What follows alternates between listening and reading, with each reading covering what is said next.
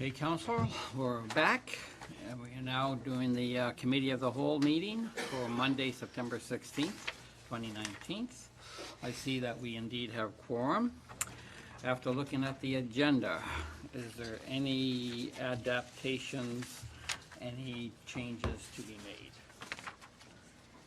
Not seeing any, I will call this a vote. All those in favor?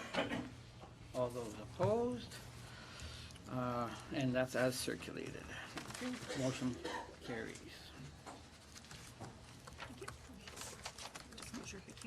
Oh, and of course, after looking at the agenda, is there any counselor that has a pecuniary interest and general nature thereof to declare? Seeing none, I advise the clerk of that. She will make note. And now, department reports. That can, put forward by Councillor Kaur. That committee received report number 2019-0071, planning as it pertains to application file number SP-05-19, and that committee recommend that council direct staff to prepare the bylaw and authorize the mayor and clerk to enter a site plan agreement between the town and landowner. Discussion, questions on this report?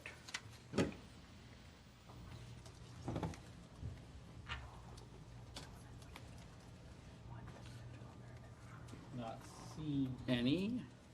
I will call the vote. All those in favor? All those opposed?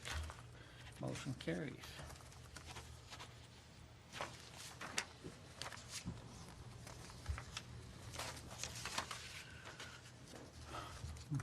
Motion put forward by Councillor Hahn, that committee recommend that council receive the information, the community planning and development report for June, July, and August 2019. Any questions or comments on this report?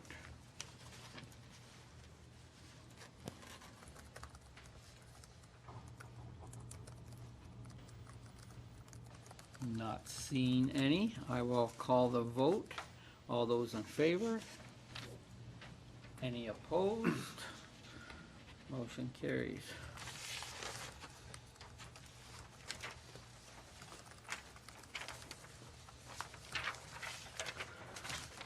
Motion put forward by Councillor Hildebrand, that committee recommend that council receive for information the Corporate Services Department report for June, July, and August 2019. Any comments or question on said report?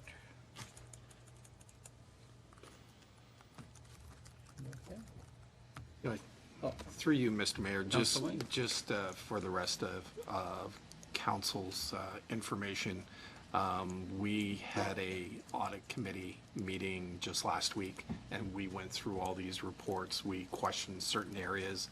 There will be a few amendments being made on the format of some of these statements, but from my perspective, my questions have been answered. Yeah, exactly. We have discussed it. Yes. Okay, thank you. Any other comments? If not, I'll call the vote on the Corporate Services Department report. All those in favor? Any opposed? Motion carries.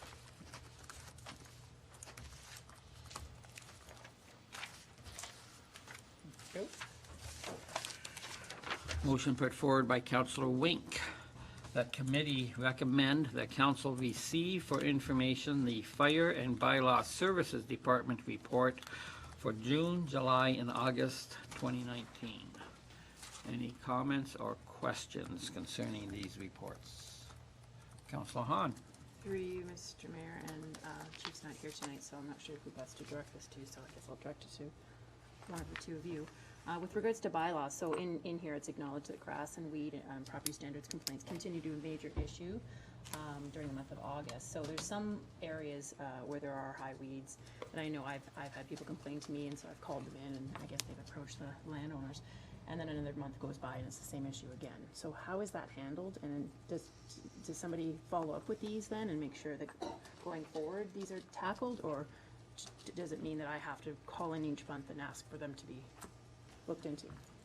Anyone know the answer to that? Try. Yep.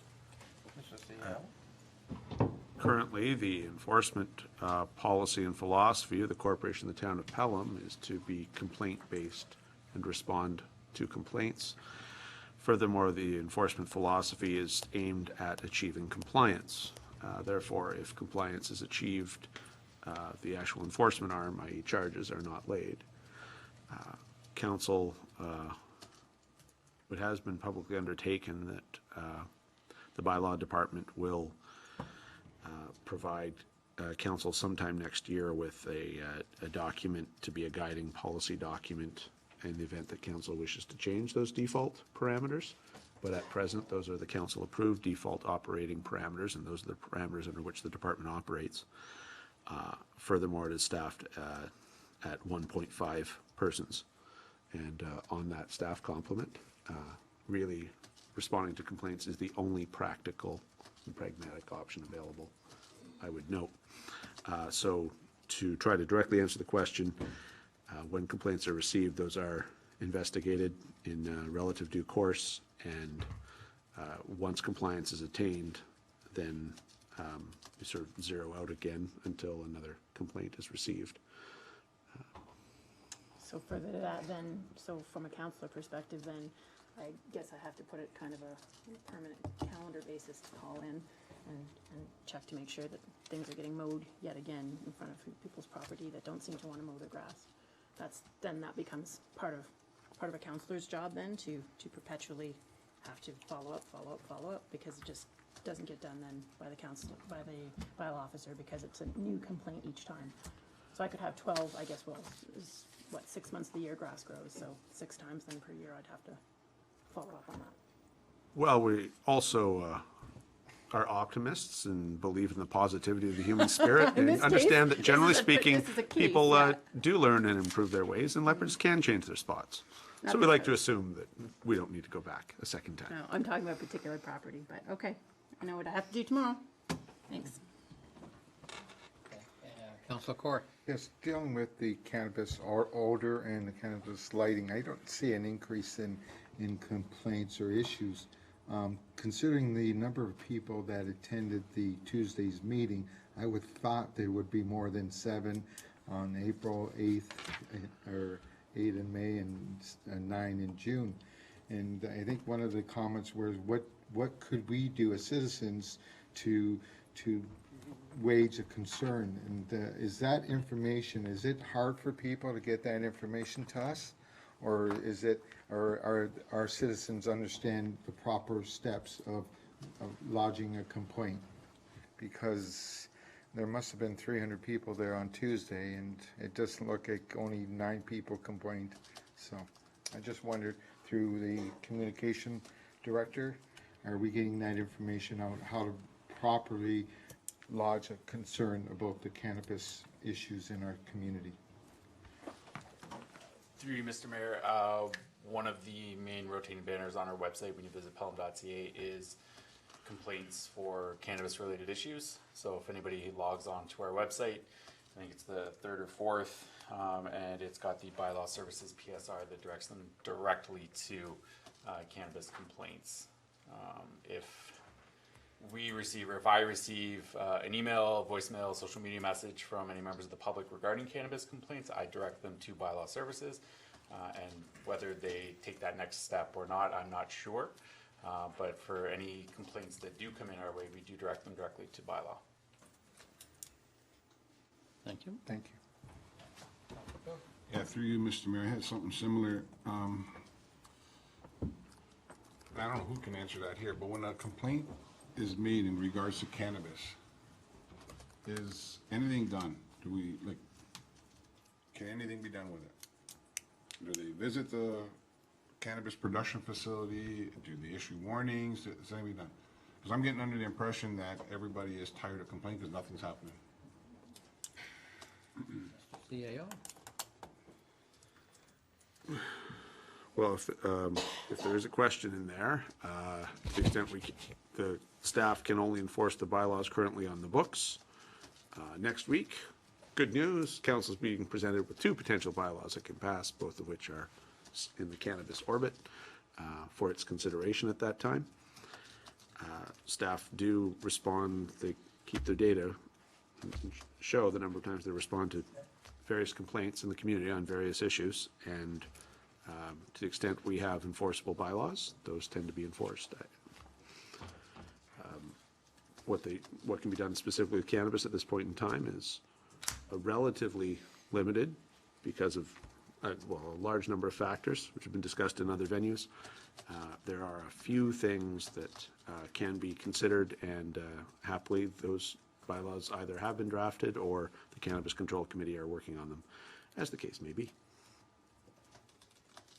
So hence, that's why there's not very many complaints, because we really don't have nothing, no tools in place right now to address these complaints for odor or light, or light. If I had to guess, I would say that is a more likely explanation than people not being able to figure out how to contact us. I think the community has demonstrated an excellent capacity to interact with town staff when they choose to do so. Okay. That being said, I can distinctly remember the fire chief getting up and stating that it's to the benefit of our community to phone in those complaints to us, because they do take them, they do forward them to Health Canada, and it is a paper trail. So do you get any help now? No, probably not. But I do know that the chief did say that at one point, either in June or July, Health Canada did send inspectors down to either, I forget if it was CanTrust or to Redican, so based on the number of complaints that they had been getting over the course of the 6 months. So even though we can't do anything, the fact that bylaw does indeed forward it to Health Canada, it still, it does create a paper trail. Does that help today or tomorrow? Maybe not, but it did bring inspectors down at one point, and I honestly forget which month he said they did come down. So, was it June? So, whatever, it still should be something that the citizens should do. Like I say, they may not get results right away, but it does create a paper trail. Any other comments on this?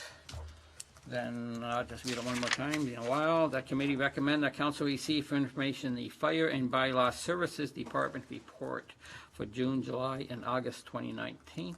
Any further discussion? Not seeing any. Call the vote. All those in favor? Any opposed? Motion carried.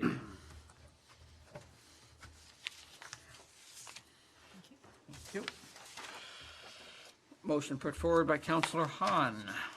That committee recommend that council receive for information the Public Works Department report for June, July, and August 2019. Comments or questions on this report, councillors? Councillor Wink? So through you, Mr. Mayor, to the director, under the roads section, we talked about traffic warrant studies, and I understand all about those studies, and so many cars have to pass for an all-way stop in an intersection to be put in. I want to talk a little bit about the Brewerton Boulevard and Hay Street intersection. I understand that the study says that it's not warranted for a three-way stop, but you can't look at just cars going by.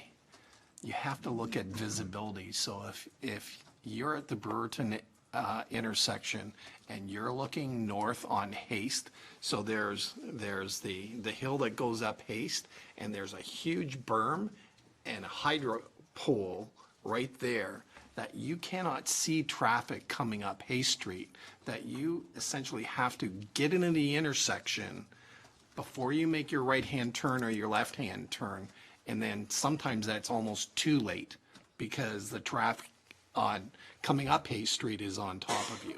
So it can't be just numbers. There's got to be some additional logic put behind this. So if you could look into that, please. Thank you, Mr. Mayor. Not having the report in front of me, I can't comment that specifically whether they looked at sightlines. We can definitely take a look at that. That's something that we can do. We have region staff that are able to assist us in doing sightline studies on intersections as well. So we can look at getting assistance from the region on that as well.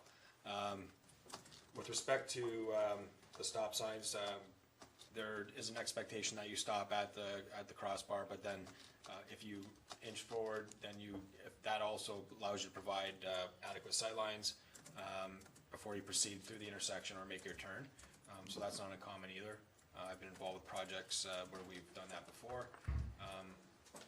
In this particular intersection, I understand that there are grade issues as well, so I will take this under consideration, and we'll take a look at, even though it doesn't meet the warrant for a stop sign, I will look at sightline requirements and how that would impact traffic vehicles at that intersection. So just a follow-up question. So the region does the warrants. Are we bound by their recommendations, or can we implement stop signs or always stops on our own?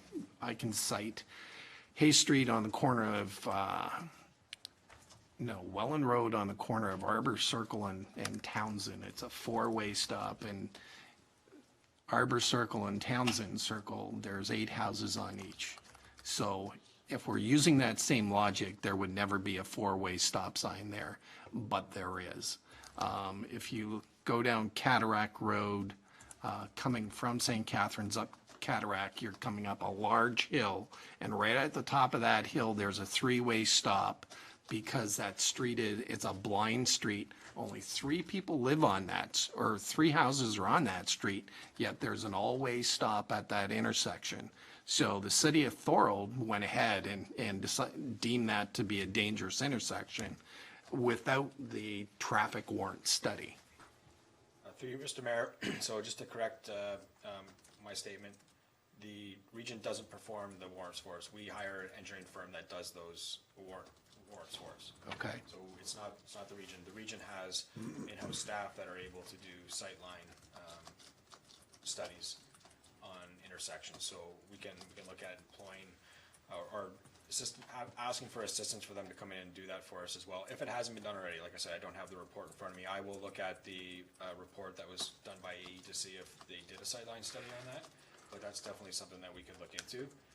With respect to the intersections of stop signs on Welland Road and Arbor Circle, we did do, not through myself, but previously we've done studies on those, the effectiveness of those stop signs in terms of being a traffic calming measure, and it was determined that there was probably 90% of the vehicles did a slowing, rolling stop through those and weren't even stopping. So that's one of the issues with using stop signs as traffic calming measures, is that when you start putting in additional stop signs where they're not warranted, then people start to disobey the signs themselves. So I agree, like I see some of that rolling stops, but it's rolling, they're slowing down. So it is an effective measure on slowing down traffic. Whether the people obey it or not is another thing. But people aren't racing through those stop signs. And quite frankly, if we're starting to see a bunch of people rolling through there, call the NRP and have them sit at a stop sign for a while and start ticketing some people. That'll slow things down even further. Through you, Mr. Mayor, so I will take your comments under consideration, and I will look at that report to see if there was a sightline study done, and if there was not, I will see if we can get some assistance on having that looked at. Again, it's always, we can just make recommendations, bring back facts. It's always council's choice if they wish to have a four-way stop put in or a three-way stop, and that's based on council's direction. Thank you. Councilor Hildebrand. Through you, Mr. Mayor, through the Public Works Director. Electrical upgrades in Centennial Park. Because we don't know whose pole it is, we're gonna spend $15,000 for underground wiring? Is that really the fact? Through you, Mr. Mayor, So we were hoping to get the upgrades done to the Centennial Park. Because of the issue with the pole and the power supply, we weren't able to take the liability by coming off that pole. So we're going to look at options of bringing in a separate power supply off that, separate from that pole, that will allow us to feed power to that building, the park. And that's going to be part of the 2020 capital budget. Is that rather than coming off through the power pole again? Because of,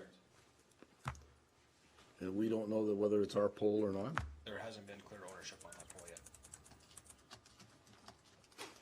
yet. Okay. Yes, Councilor Hahn. Through you, Mr. Mayor. Oh, he sat down. Sorry, it's okay. This question is for the Public Works Director. So further to traffic calming measures and such, I know we've had a conversation many times about Welland Road between Pelham and Haste. So anything that you can do with the NRP or the portable sign, but I'm wondering how much those signs are that are they're solar lit, like solar powered, but they tell they flash if you're going over the set amount. So if it's 50 and you're over, it'll say you're going 62 or whatever, but they're solar. Are those very expensive? And they're more of a permanent fix? Thank you, Mr. Mayor. I don't know exactly what the costs were. I know the cost for our portable units are around $5,000 per sign.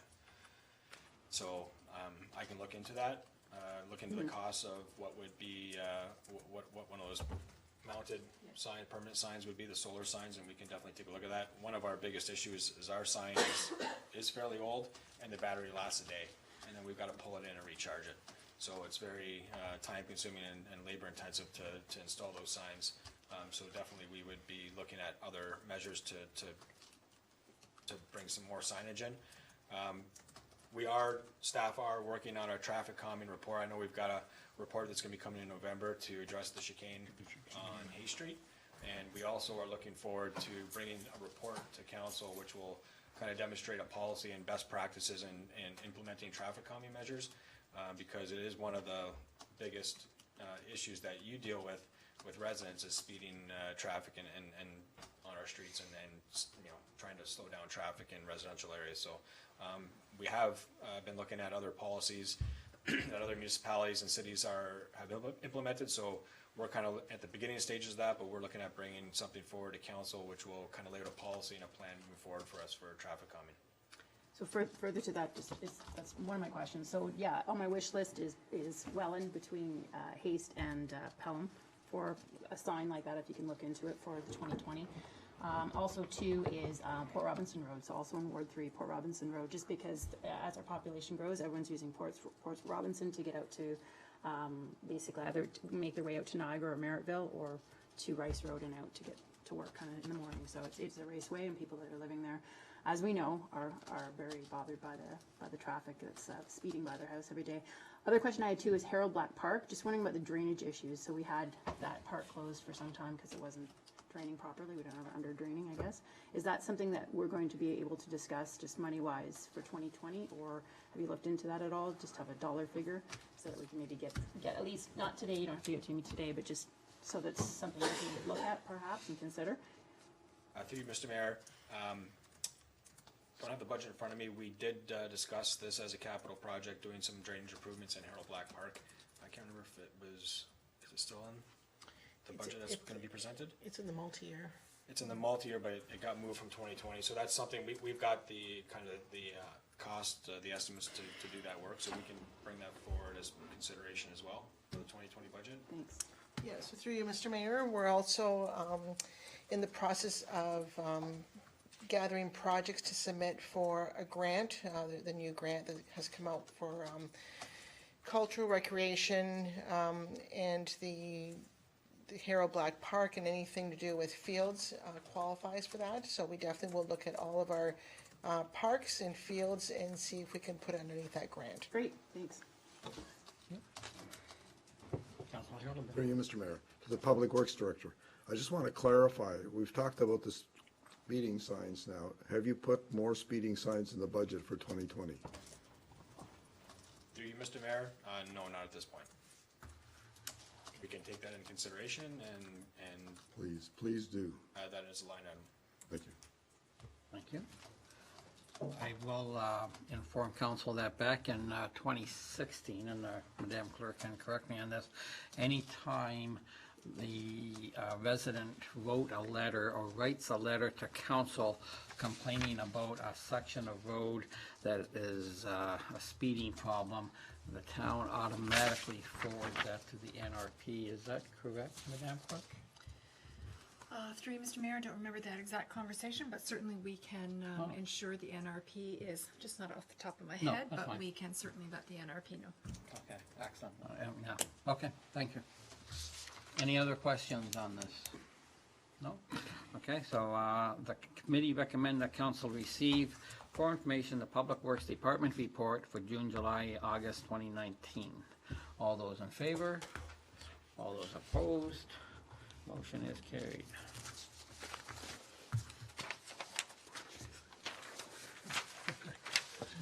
Motion put forward by Councillor Hildebrand. That committee received report number 2019-00070 and recommend that council designate Christmas in Pelham outdoor Christmas market to be held on Friday, December 6, 2019, from 4 p.m. to 10 p.m. on Pelham Town Square as a municipally significant event, and that the clerk be authorized to make application for a special occasion permit for Christmas in Pelham outdoor Christmas market, and further, that council authorize the following road closure: Pelham Town Square entrance at Pelham Street to 55 meters east of Pelham Street from 12 p.m. to 12 a.m. on Friday, December 6, 2019. Discussion or questions on this motion? Councilor Through Hildebrand. you, Mr. Mayor. I attended this event last year, and I thought it was excellent. But I liked the Director of Public, not Public Works, to the Recreation Director, I'd like to make this comment. One of the music groups that you selected wasn't a very positive experience, to say the least. I remember that. So I'm not sure how selection of music groups are vetted, but please keep it positive. Through you, Mr. Mayor, every year we change them up, and we'll try to do a better job this year. Thanks. I understand. Yeah.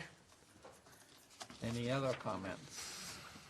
Oh, Councilor Stewart. Yeah, I was wondering if it couldn't simply be kept totally family-friendly without sales of alcohol? Through you, Mr. Mayor, that would be a council decision. We also have Cayman Kettle, they do come out on the street as well. So it's up to you. Okay, thank you. Council, if you wish, you could put forward a motion to see if this council supports it, right? I take it? That would be the only way. Yes, that would be the only way. Okay, I move that we keep the outdoor Christmas market alcohol-free for this season and see how that goes. Okay. And she doesn't need a seconder? Correct. Right. Okay, any discussion on this motion, first of all? I'll second that. Okay, well, don't need a seconder, but that's fine. Councilor Trophy. Yeah, with this, how many, can the Director of Recreation, can you let us know how many businesses that will be on the road with this affect? Like, we have vendors? Is there 1, 2, 4? Through you, Mr. Mayor, within the area, I believe we have about 15 vendors. 15. Thank you. The area is full.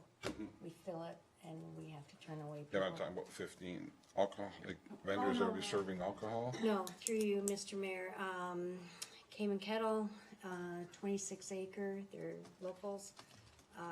And we normally sell the wine if we can't get a vendor out to do that. If I may ask, is that sold by service clubs, or who actually does the selling? So the permit is in the town's name. We try to get the service clubs to come out. A lot of the service clubs have their own booths I as see. well that night, so it just depends on the availability of the clubs. Thank you. Any other questions? Oh, so Mr. C, oh, you, no? Okay. Any other questions or comments before I call the vote? Councilor Hahn? Yeah, through you, Mr. Mayor. So just curious, so as far as Christmas activities go, so there's the outdoor Christmas market. And is there an opportunity, or is there already an existing, like, kid, family type Christmas event in addition to that? Or is that considered all encompassing? In other words, would it be worthwhile to have something where it's just for families and kids, and then something where it's more adult and everybody kind of thing? And through you, Mr. Mayor, families are totally incorporated into the events. We have the sleigh rides, or the horse and buggy rides. We have Santa Claus. Santa Claus, yeah. Sitting on That's a his good lap. one. We have Santa Claus, yes. Well, they sat on his lap Yeah. for pictures. Yeah, and, yeah, it's a total family event. Everyone, all ages attend. We normally have about, between, depending on whether it's raining, sleeting, or snowing, depending on the weather, we have between 2,000, 3,000 people out during that evening. So back to my question, Yep. would it be feasible to have two events then, which would be one for more kid-oriented, for children, things to do like sleigh rides and Frosty and Santa Claus and all that kind of stuff, right? And then one to be more adult-oriented? Through you, Mr. Mayor, we have never limited the age of people attending. It's normally a family-oriented event. So no to No two different then? than, no. Okay. Yeah, through you, Mr. Mayor, just to be clear, I attended a few times now, and I don't think just because there's alcohol sales there that it's not family-oriented at all. There is horse and buggy rides, Santa's there, there's music, there's the ice sculpture you can see. I've never seen it to be a drunk fest or anything like that. It'd be no different than going to a local restaurant that sells alcohol, like a family restaurant, and you take your kids out for a hamburger and you might have a glass of wine. To me, so that's just my comment on that. I don't think it's, just because there's alcohol sales there, that it's not family-oriented at all. Thank you for the comments. Yes, Councilor For Wayne? you, Mr. Mayor, the times are 4 to 10. It's usually in adverse weather. People aren't staying there for multiple excessive drinking or whatever. Like someone may have a glass of wine while they walk and look at the vendors, let the kids do their thing, and then they go home or they go to a restaurant or whatever. So there's not excessive drinking, like security is minimal for something like that. Any comments? And just one more thing, and even, like the food vendors, right? So there's, I think, 3 food vendors that I remember last year, at least 3. If you wanted to have a glass of wine with your meal, you wouldn't, it's over at 10 o'clock. It's not as if it's, Yeah, till midnight or 1. yeah, it's not that kind of an atmosphere at all. Okay. A lot of kids were there, a lot of kids. Okay. Any other comments before I ask for the vote? Okay, so on the motion from Councillor Stewart to restrict alcohol sales, or to eliminate alcohol sales at this year's Christmas event, Pelham Christmas, all those in favor?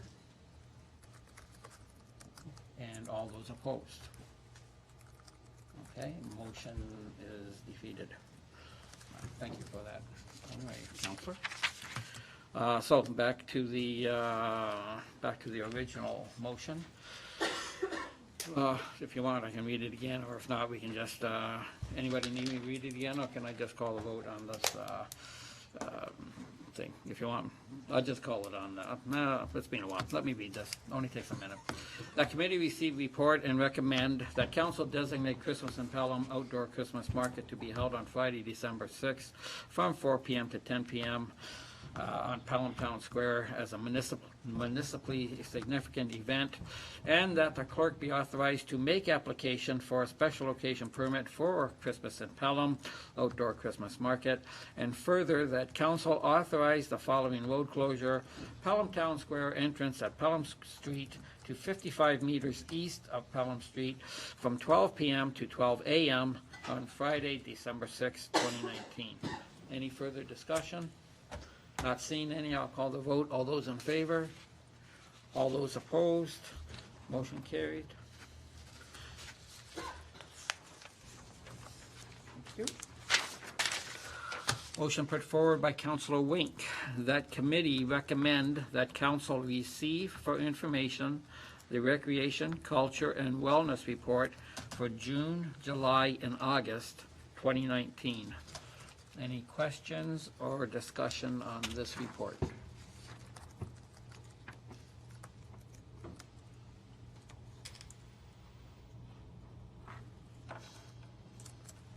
Not seeing any. I will call the vote. That committee recommend that council receive the for information, Recreation, Culture, and Wellness Report for June, July, August 2019. All those in favor? Any opposed? Motion carries. Thank you. Motion put forward by Councilor Stewart. That committee recommend that council receive for information the Clerk's Department report for June, July, and August 2019. Questions or comments on this report?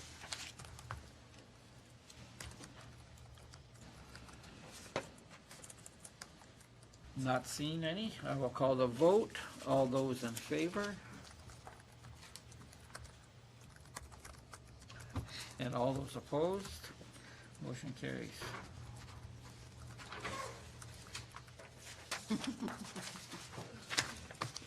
Motion put forward by Councilor Stewart that this regular meeting of committee be adjourned until the next regular meeting scheduled for October 7th, 2019, following council. All those in favor? All those opposed? Motion carries. This meeting is adjourned